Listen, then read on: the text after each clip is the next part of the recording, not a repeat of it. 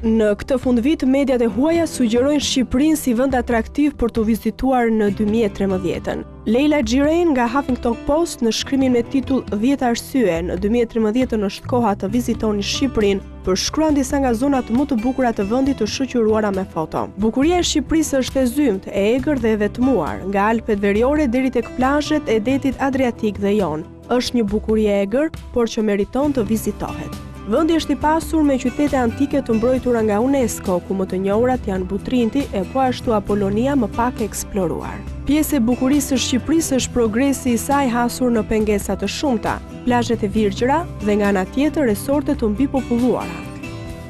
E kaluara dhe e tanishmja bashkëtojnë në shumë aspekte në Shqipëri.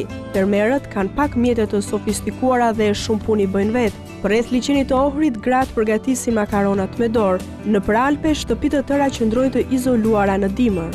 Shqiptarët janë të ngrohtë dhe mikpritës dhe shumë kureshtar. Shqiptarët janë të dhënë pas vizitorëve për t'i takuar dhe për t'i kënaqur ata. Në vitet e 90 siguria ishte një problem serioz, sidomos në kohën e piramidave që shkatruan familjet shqiptare, gjë që bëri të shpërthejë dhuna në rrugët e vendit. Civilizimi ndërshekuj ka bërë që Shqipëria të ketë një dinamik interesante të popullsisë. Feja ishte ndaluar gjatë periudhës komuniste dhe ajo u rikthye pas viteve 90, megjithëse me shumicë muslimane, Shqipëria mbetet një shtet laik. Shpesh është thënë se Shqipëria është destinacioni i ardhshëm në Europë për aventura, jo vetëm nga bukuria natyrore, por edhe sepse në Shqipëri ka shumë alternativa, plazhe të tëra për të eksploruar, mund të bësh ciklizëm malor, rafting dhe shumë të tjera.